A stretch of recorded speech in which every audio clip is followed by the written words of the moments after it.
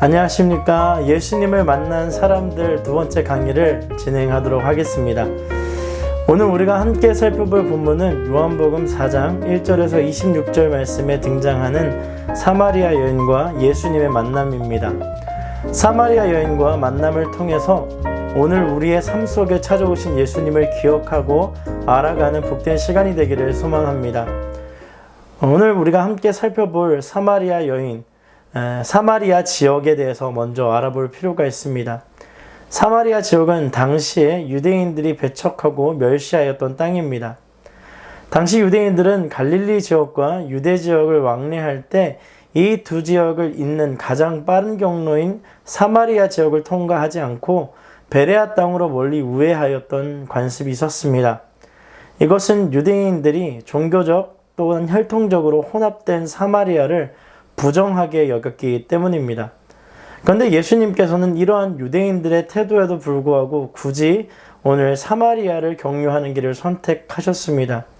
이것은 단순히 갈릴리로 가는 가장 단축된 길을 선택한 것이 아니라 이것은 오히려 그곳에도 복음이 전해져야 하고 또 잃어버린 자들을 찾기 위함이었다라고 생각해 볼 수 있습니다. 이렇게 예수님은 사마리아 땅의 수가성에 이르셨습니다. 그리고 우물가에서 한 여인을 만나시게 됩니다. 그녀는 사마리아 여인이었고 5번이나 결혼한 경험이 있었으나 6번째 만나는 사람과도 그렇게 좋은 결과를 얻지 못한 상태였습니다. 그녀는 마치 몸을 파는 여인과 같은 취급을 받았던 사람이라고 생각되어집니다. 그런 그녀에게 예수님께서 말을 건네시고 그녀로 하여금 마침내 생수의 근원이 되시는 당신을 바라볼 수 있도록 인도하시는 것이 오늘 본문의 내용입니다. 우리는 복음에는 소외 대상이 없어야 함을 잘 알고 있습니다. 하나님의 사랑에는 어떠한 시대적 배경과 상황도 복음으로 가로막을 수 없기 때문입니다.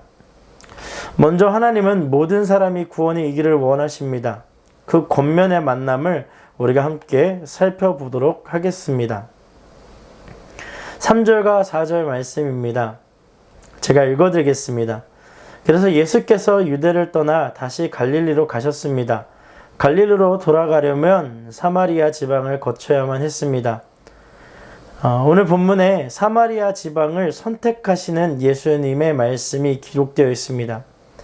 서두에 말씀드렸듯이 당시 유대인들은 갈릴리로 갈 때 사마리아를 거치지 않고 갔습니다. 이유는 설명드린 것 같이 사마리아인들이 혈통과 신앙의 순수성을 상실하였고 이방인과 같이 부정적으로 행동하였기 때문입니다. 그렇다면 오늘 본문에서 예수님은 왜 유대인들이 금하며 부정적으로 생각하는 사마리아를 선택하여 가셨을까요? 단지 빠른 길을 가고자 선택하였을까요? 그렇지 않습니다. 예수님께서는 사마리아 길을 선택하신 데 보다 더 중요한 이유가 있습니다. 그것은 사마리아인들에게도 하나님의 은혜의 복음이 필요하였기 때문입니다. 하나님은 잃어버린 영혼들을 찾기를 원하시고 그들이 모여있는 곳이라면 어디든지 가시는 사랑의 하나님이십니다. 여러분, 오늘 우리의 삶을 돌아보면 우리는 생각보다 사람들을 나누어 생각하고 판단하는 경향이 있습니다. 그리고 나에게 알맞는 사람들의 모임을 선택하게 됩니다. 그리고 그것을 우리는 공동체 혹은 커뮤니티라고 이야기합니다. 왜 그럴까요? 내가 보기에 나에게 어울리는 자리와 그렇지 않은 자리가 있다고 생각하기 때문입니다. 예수님은 하나님의 사랑을 전하는 자리가 그가 있어야 할 자리임을 아셨습니다. 비록 아무도 가지 않으려고 돌아가는 사마리아일지라도 그곳에 복음이 필요하면 가야 하는 것입니다. 많은 사람들이 가고 싶은 곳을 갑니다. 코로나로 여행을 오랫동안 못 가신 많은 성도님들이 계실 것 같습니다. 여러분, 많은 사람들이 가고 싶은 곳을 가는 것을 관광여행이라고 합니다. 그래서 너도 나도 가고 싶은 곳이 관광지가 됩니다. 그러나 아무도 가지 않는 곳을 찾아가는 하나님의 사랑을 전하는 우리는 그것을 선교라고 합니다. 오늘을 살아가고 있는 우리는 관광 여행 중인지 혹은 선교적 삶을 살고 있는지 반드시 돌아보아야 합니다. 아무도 가지 않으려고 하였던 그곳을 향하여 예수님은 발길을 옮기십니다. 예수님만이 우리 인생의 완전한 위로자가 되심을 기억할 수 있어야 합니다. 6절 말씀입니다. 6절을 보면 야곱의 우물이 거기에 있었습니다. 여행으로 피곤해진 예수께서 그 우물 곁에 앉으셨습니다. 그때가 낮 12시쯤이었습니다. 한 사마리아 여인이 물을 길러 나왔습니다. 예수께서 여인에게 말을 거셨습니다. 내게 물 좀 떠 주겠느냐. 여러분 6절 말씀을 통해서 우리가 알 수 있는 것은 예수님이 완전한 인간의 모습으로 이 땅 가운데 오셨고 인간의 연약함을 완전히 경험하신다는 사실을 강조하고 나타낸다는 것입니다. 예수님의 공감하심은 단순히 언어적 공감이 아니라 삶과 삶이 맞닿는 공감입니다. 그런 공감을 우리에게 행하시는 분이 바로 예수 그리스도시다라는 것을 6절의 말씀을 통하여 알 수 있습니다. 그러므로 예수님은 우리의 모든 아픔과 고통을 아십니다. 육체적인 공통이었던 목마름도 느끼셨던 예수님. 즉 모든 아픔과 고통을 공감하실 수 있는 분이 예수님이세요. 그래서 예수님은 우리를 확실하게 위로할 수 있는 유일하신 분이시라는 것을 깨달아야 합니다. 무슨 일을 만나든지 그분과 상의해야 하고 예수님은 언제든지 우리를 위해 가장 좋은 상담자로 우리의 곁에 계심을 알아야 합니다. 그러나 우리는 어떤 문제 앞에서 그것을 해결해 줄 수 있는 사람이 있는지 없는지를 생각하게 됩니다. 이것은 참으로 안타까운 일입니다. 이 땅의 모든 것을 다스리시는 예수님의 이름 앞에서 모든 것을 고백하고 이야기할 수 있는 우리가 되어야 될 줄 믿습니다. 이 6절 말씀에 예수님이 얼마만큼 피곤하고 힘드셨는지 그 인간적인 나약한 모습을 통해서 우리는 공감이라는 은혜를 경험할 수 있는 것입니다. 7절을 보면 우물 곁에서 쉬던 예수님께 마침 물을 길러 나온 사마리아 여자가 등장하게 됩니다. 그리고 그 여인에게 물을 달라고 요청하는 장면이 나옵니다. 우리는 예수님께서 물을 달라고 요청하신 여자의 이름이 무엇인지, 그녀가 마을에 있는 우물에서 물을 깃지 않고 왜 이 멀리 떨어진 곳으로 오게 되었는지 상세하게 알 수는 없습니다. 예수님께서도 전에 그녀를 만나신 적이 없습니다. 그런 그녀에게 물을 좀 달라고 요청하신 거예요. 그 요청에 여인이 다음과 같이 대답합니다. 9절 말씀입니다. 사마리아 여인이 예수께 말했습니다. 당신은 유대 사람이고 저는 사마리아 여인인데 어떻게 제게 물을 달라고 하십니까? 당시 유대 사람들은 사마리아 사람과 상대도 하지 않았기 때문입니다. 여러분, 사마리아 여인이 바라본 예수님은 지금까지 그가 만났던 유대인과 다를 것이 없었어요. 자신에게 무례하게 행동하고 사람 취급조차 하지 않는 그런 분류의 사람이라고 생각했던 것입니다. 즉 예수님 앞에 그녀가 가지고 있었던 첫 번째 상처가 드러납니다. 수많은 사람들 속에서 무성한 소문으로 가득하였던 그녀의 인생, 사마리아 여인 혹은 사마리아인이라는 이유 하나만으로도 수많은 유대인들에게 배척당하고 무시당하였던 상처가 드러나는 것입니다. 그리고 그 말을 건넨 유대인, 누군지 전혀 알지 못한 그 유대인, 그분은 예수님이셨습니다. 근데 그 예수님이 그녀에게 조금 더 본질적인 질문과 대화를 이어가십니다. 10절 말씀입니다. 예수께서 여인에게 대답하셨습니다. 내가 하나님의 선물을 알고 또 물을 달라고 하는 사람이 누구인지 알았더라면 도리어 내가 그에게 부탁했을 것이고 그가 내게 생수를 주었을 것이다. 예수님은 사마리아 여인도 모든 사람들과 동일하게 예수님을 그리스도가 아닌 당시의 말씀을 알려주는 랍비 정도로만 생각했을 뿐 아니라 그리스도라는 사실을 꿈에도 생각하지 못했을 것입니다. 예수님을 그리스도로 보지 못했을 많은 이유들이 있겠지만 가장 큰 이유는 그녀가 생각했던 그리스도가, 메시아가 예수님, 지금 물을 달라고 요청하시는 그러한 분으로는 인지되고 있지 않았던 것이죠. 왕으로 오실 이였기 때문에 조금 더 화려하거나 조금 더 사람들에게 존중받는 모습으로 메시아가 그 앞에 있을 것이라고 생각했기에 지금 앞에 계시는 분이 그리스도, 즉 꿈에 그리던 메시아가 아닐 거라고 그냥 당연히 여겼던 것입니다. 그런 상황 속에서 예수님은 여인에게 자신이 어떤 분이신지를 간접적으로 설명하며 이 모든 것의 주체가 누구인지에 대하여 여인에게 알려주기를 원하셨습니다. 우리가 여기서 함께 생각해야 하는 부분이 있습니다. 그녀가 지금 무엇이 필요하여 물가에 나온 것일까요? 바로 물이 필요했습니다. 물은 하루를 살아감에 있어서 반드시 필수적인 부분이기 때문에 이 물을 길르러 오는 것은 당시 단지 팔레스타인 지역에서 아주 흔한, 매일매일 해야 하는 일과였습니다. 그런데 물을 길르러 오는 시간이 굉장히 재밌습니다. 몇 시일까요? 낮 12시입니다. 하루 중 가장 해가 뜨겁게 비추는 그 시간에 여인이 물을 길르러 온 것입니다. 그렇다면 그녀는 물이 필요하지만 수많은 사람들을 피하여 물을 떠러 온 것입니다. 예수님을 만나지 않았다면 그녀의 계획은 완벽했겠지만 예수님을 만나버리게 된 겁니다. 그리고 유대인 예수님이 사마리아 여인에게 말을 걸어 물을 달라고 요청하십니다. 이는 사마리아 여인이 생각하던 장면에서 일어나서는 안 되는 장면이었어요.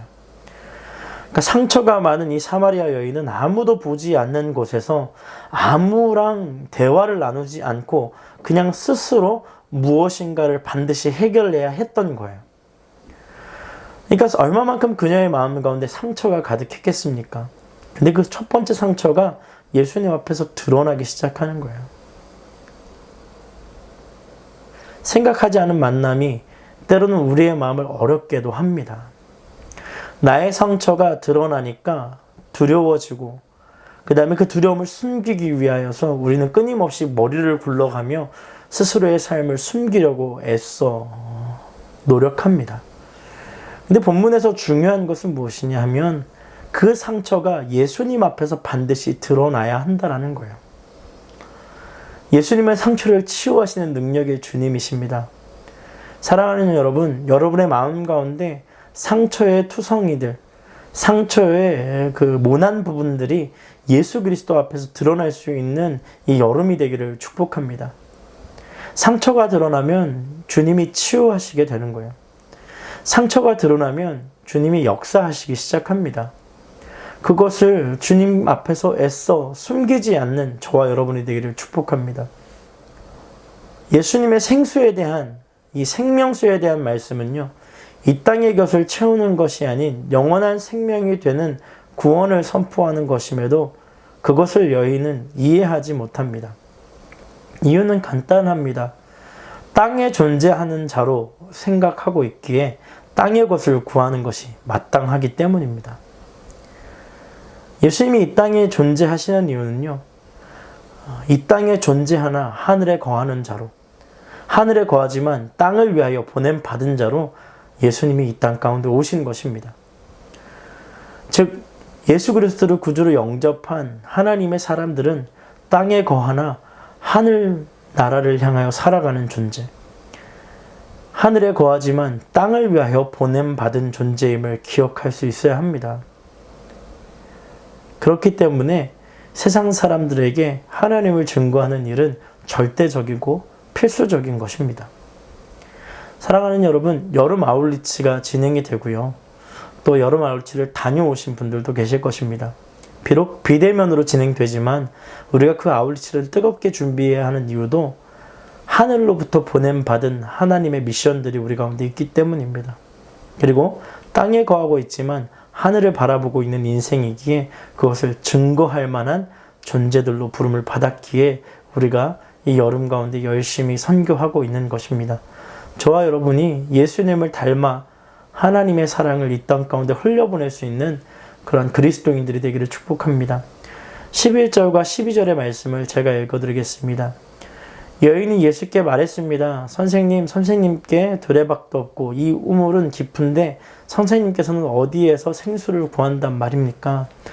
선생님이 우리 조상 야곱보다 더 크신 분입니까? 야곱은 우리에게 이 우물을 주었고 그와 그의 아들들과 가축들도 다 여기에서 물을 마시지 않았습니까? 여러분, 이 대화에서 여인은 자신이 생각하기에 가장 좋고 위대한 사람과 예수님을 비교합니다. 야곱의 우물은 사마리아 지역에서 삶을 살게 해준 아주 위대한 업적으로 남겨졌던 것이죠.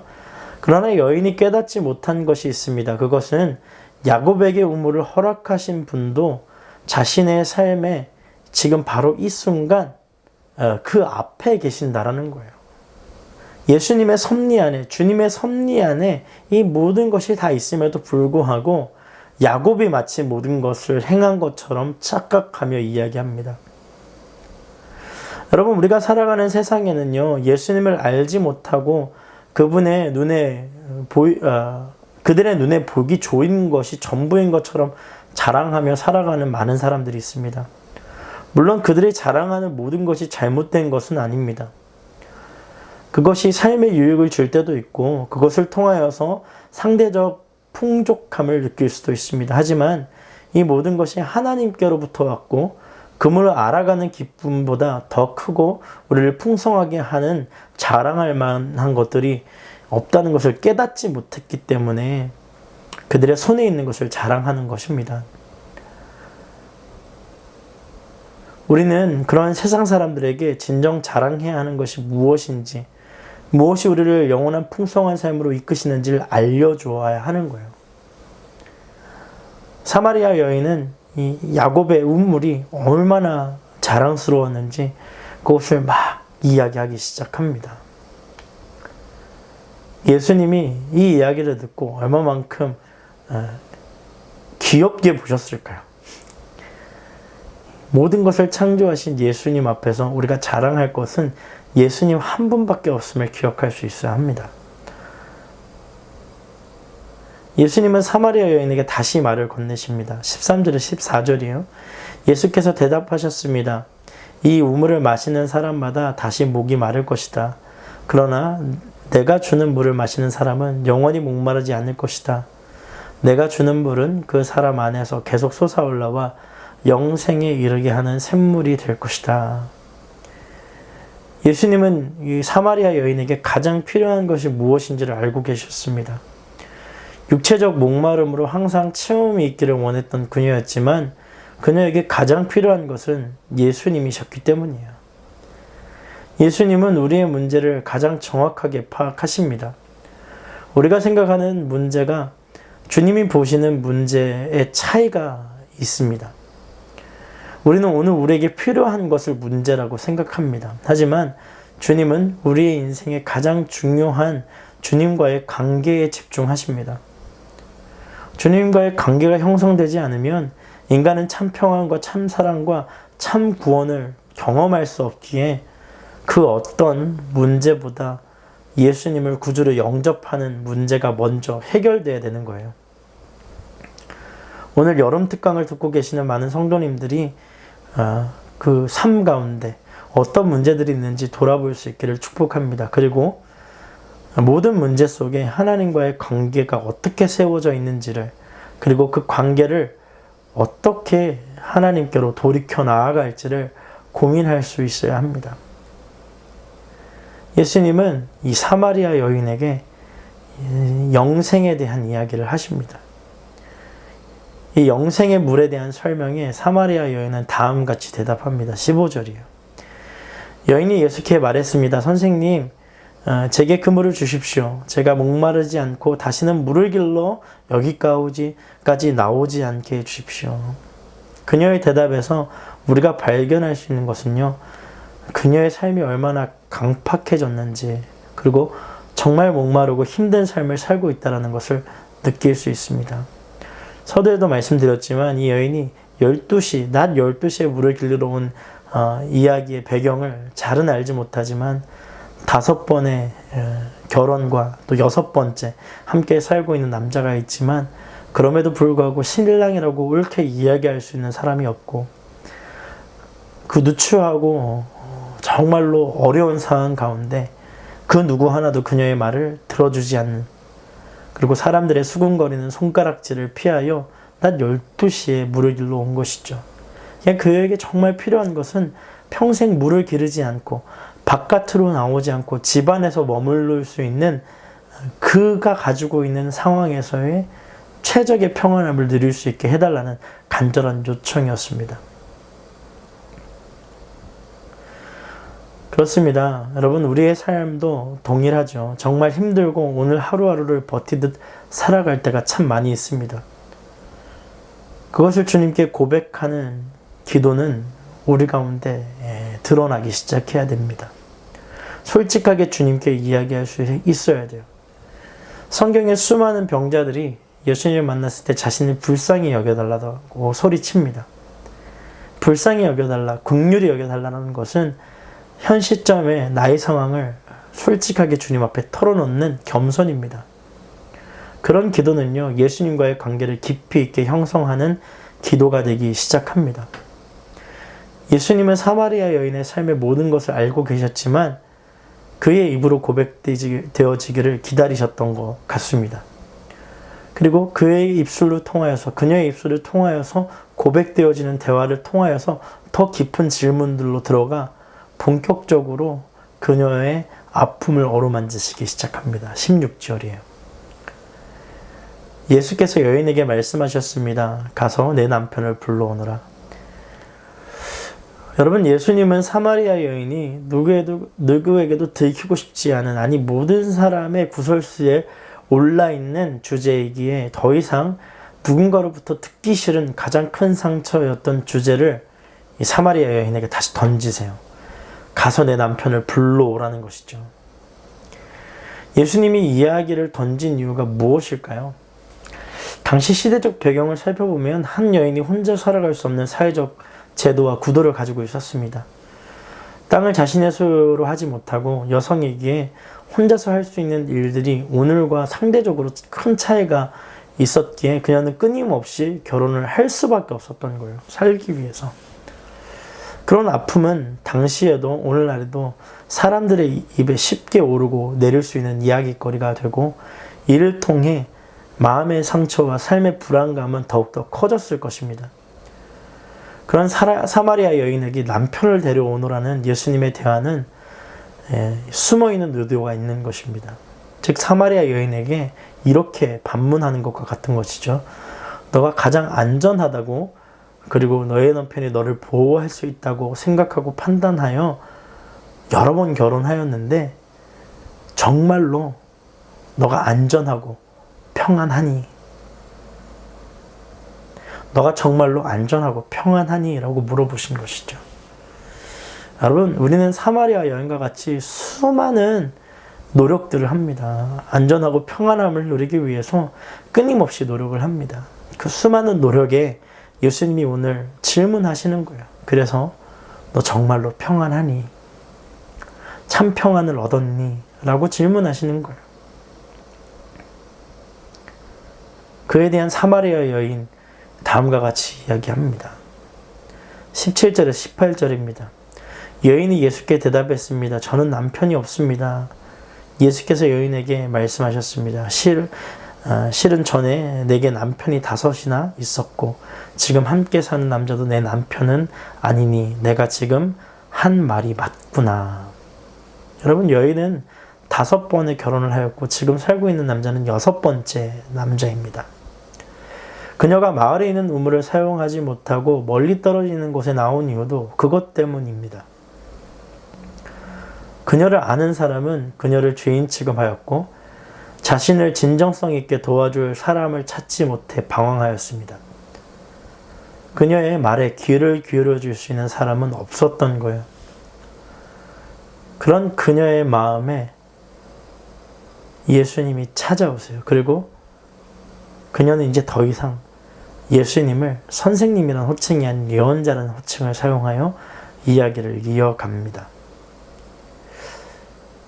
그녀를 정확하게 바라보고 계신 예수님, 그리고 사마리아 여인은 질문 하나를 던집니다. 그 질문은 그녀가 가지고 있었던 마음 깊은 곳에서 올라오는 질문이었습니다.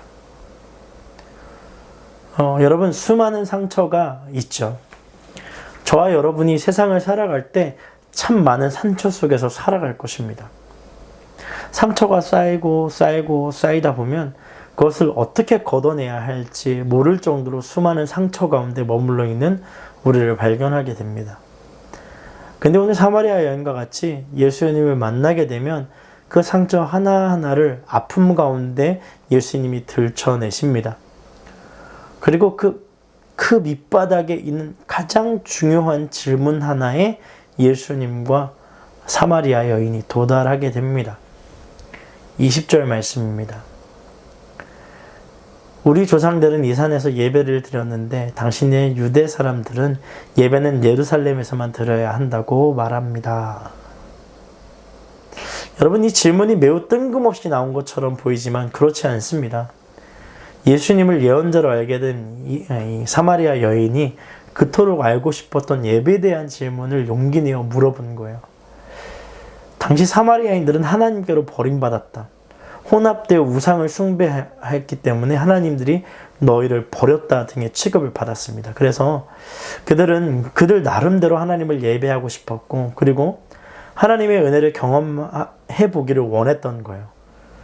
사마리아 여인은 자신에게 예언자를 보내주신 하나님께 감사를 경험하며 그토록 질문해보고 싶었던 가장 중요한 질문, 그의 삶을 해결해 줄 수 있겠다라고 생각하였던 예배에 대한 질문을 선지자로 착각한 예수님 앞에 던집니다. 이 세상에 위로를 받을 길이 없는 사람들에게 하나님께로 나가는 길을 찾는 것은 무엇보다도 시급합니다. 따라서 하나님을 찾는 그녀의 마음은 거짓이 없이 순수한 마음이었으며 예배를 갈망하는 마음으로 질문한 것입니다.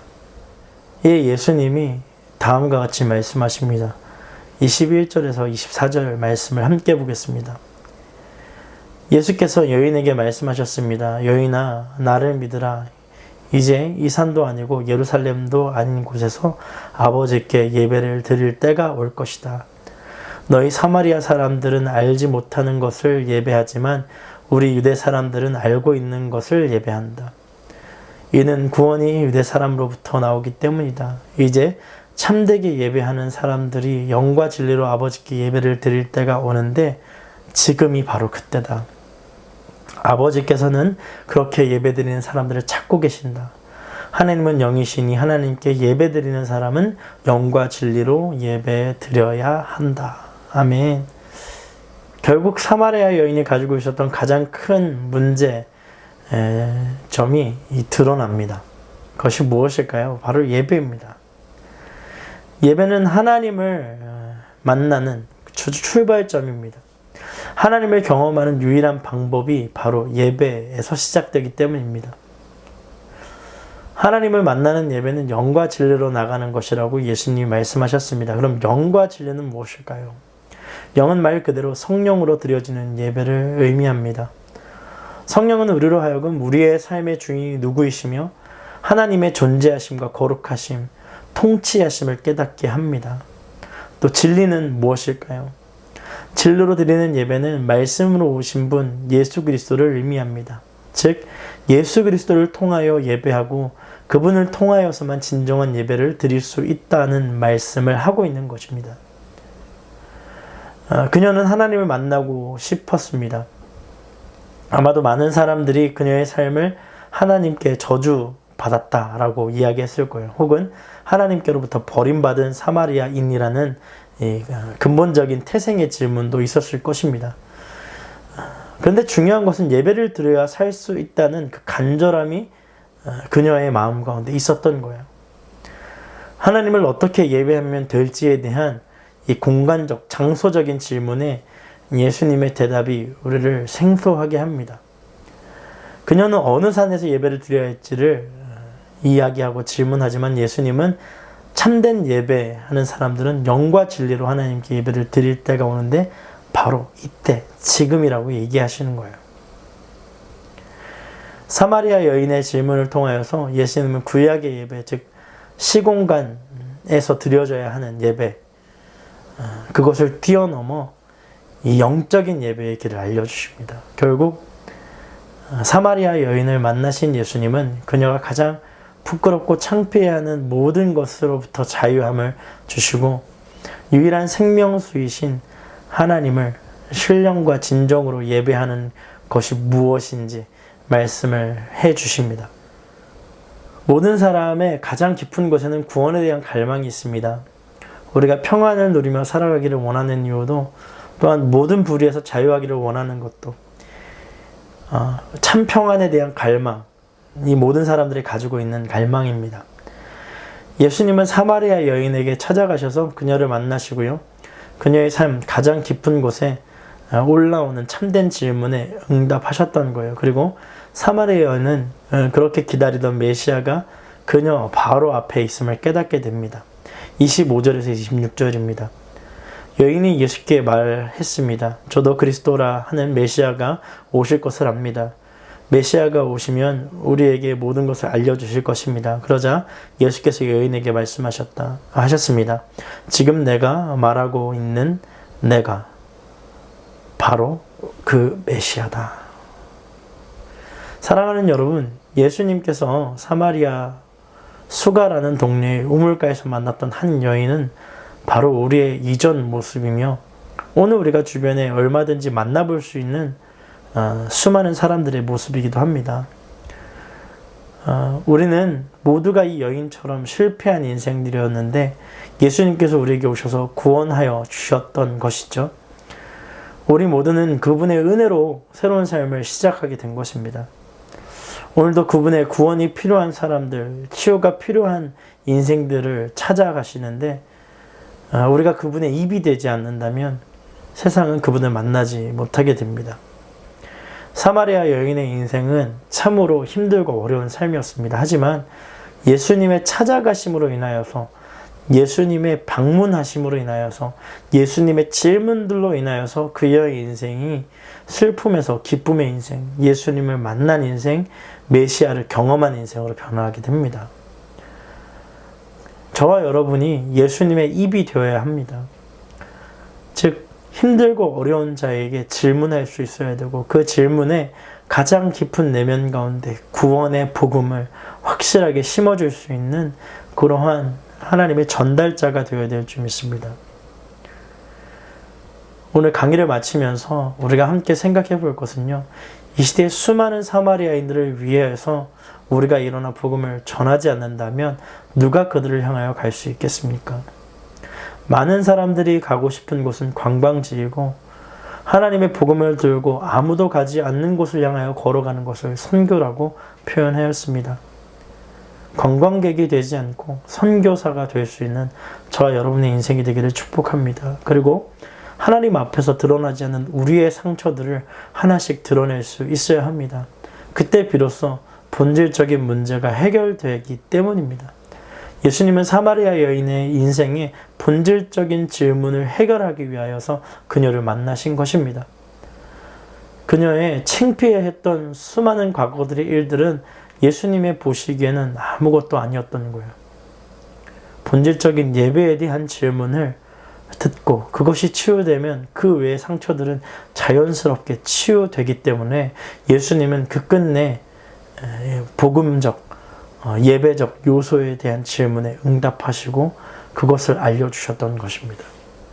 만약에 상처들이 이 카운슬링을 통하여서 상담을 통하여 치유됐다면 예수님이 당장 그것에 대한 그 답안들을 주었겠죠. 저와 여러분이 이 본질적인 질문 앞으로 나아갈 수 있는 이 시간이 되었으면 좋겠습니다. 그리고 그 질문 앞에 항상 함께 하시는 주님이 계신다라는 걸 잊지 않는 시간이 되었으면 좋겠습니다. 제가 기도하겠습니다. 하나님 감사합니다. 사마리아 여인을 만나주셨던 예수님의 은혜를 기억하게 하여 주옵소서. 주의 다스리심과 주님의 통치하심을 경험하는 시간이 되게 하시고 아름다운 주님의 이름을 높이는 시간이 될 수 있도록 역사하여 주옵소서. 이 모든 시간도 함께 하실 주님을 찬양합니다. 감사드리며 예수님의 이름으로 기도드렸습니다. 아멘. 네, 수고하셨습니다. 다음 주에 또 뵙겠습니다.